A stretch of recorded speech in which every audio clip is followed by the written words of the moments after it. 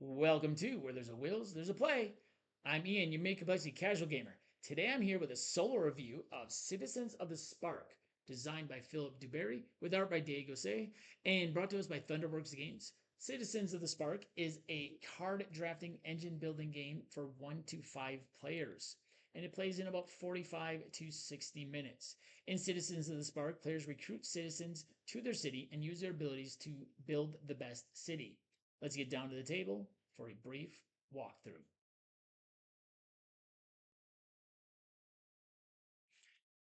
I did back this game, so I do have the game and the player mat here, which is sold separately.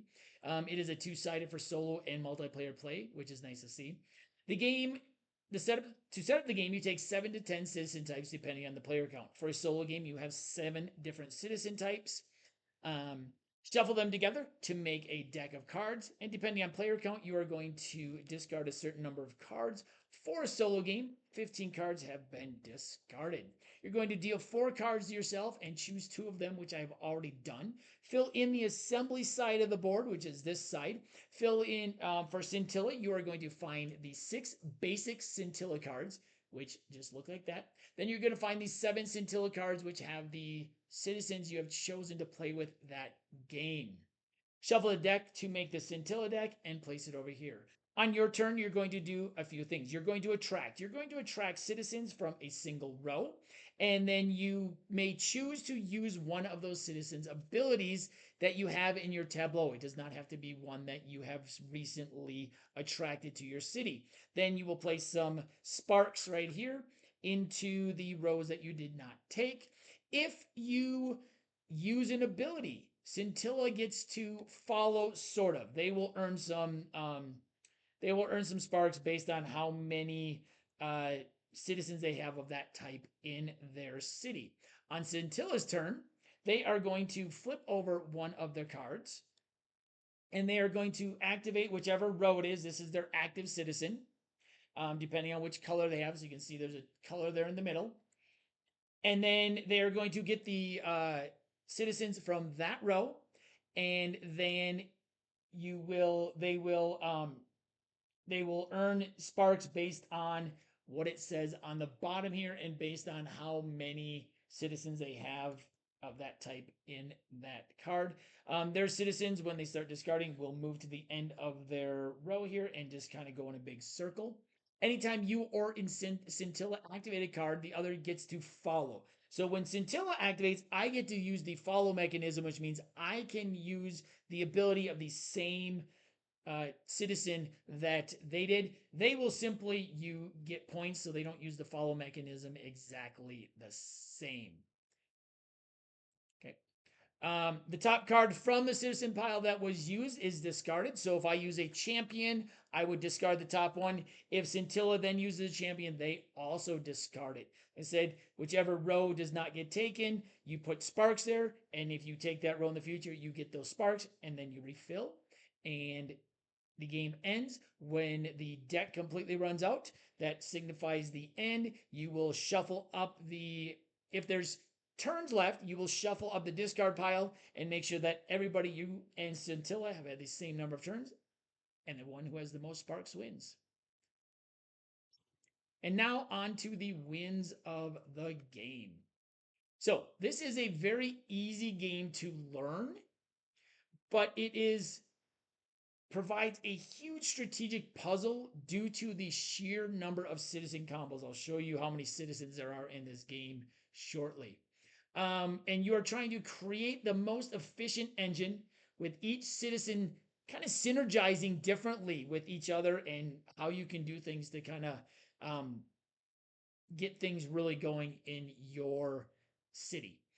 So it is going to provide an endless puzzle depending on which citizens you are using and the right time to use them, because you don't always want to use them right away, because the more of them you have, the more powerful there are. The components of this game are great quality. We're going to go back down to the table to kind of take a look at that. So you can see this player mat is really, really nice. I'm going to take the cards off of here so you can see that it is two-sided.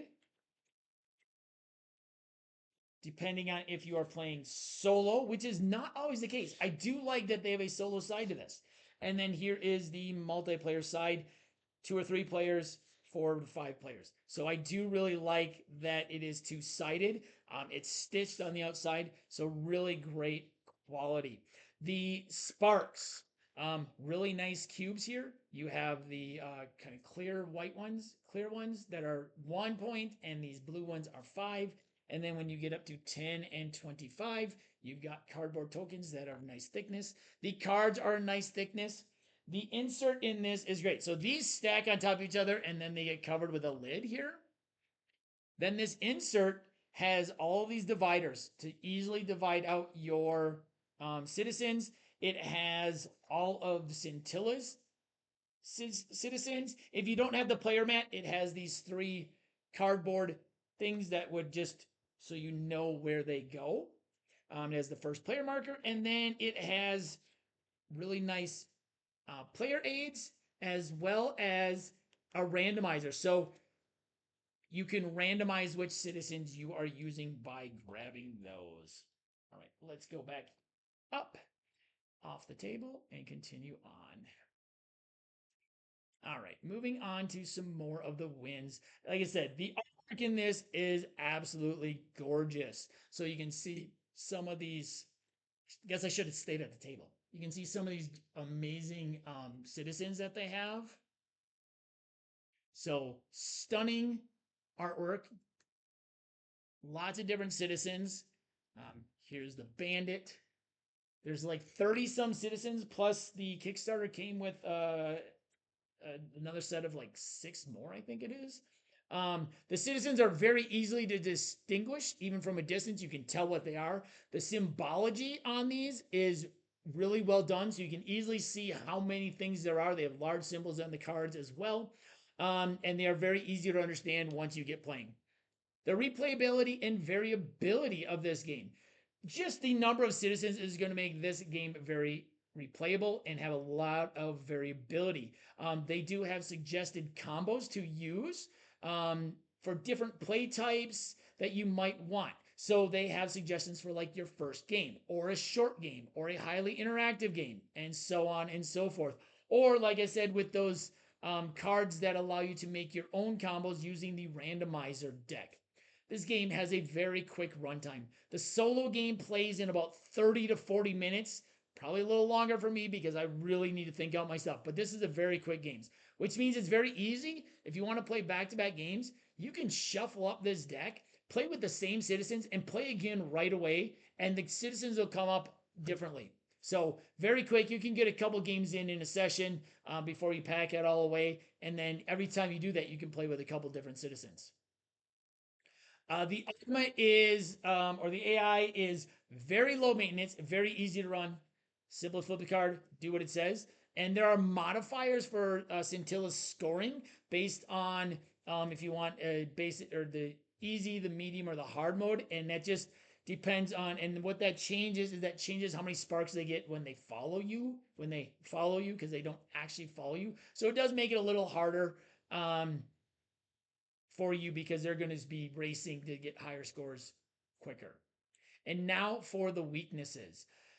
The follow mechanism. So Scintilla, like I said a couple times, does not use the follow mechanism like players do. In a multiplayer game, when a player activates a card, so let's say I activated this champion, everybody else who has a champion in their tableau would actually get to use the ability. Scintilla simply gains sparks depending on the number of champions they would have. So while I've not played multiplayer and probably won't play multiplayer, I can see how not having the full follow mechanism for Scintilla might take some strategy out of the game because you're just giving her sparks instead of being like, oh, look, they've all got a lot of stuff. So I can see how there's a big strategy part that is taken out in the solo game due to that part being out of it. Tactical choices for Scintilla.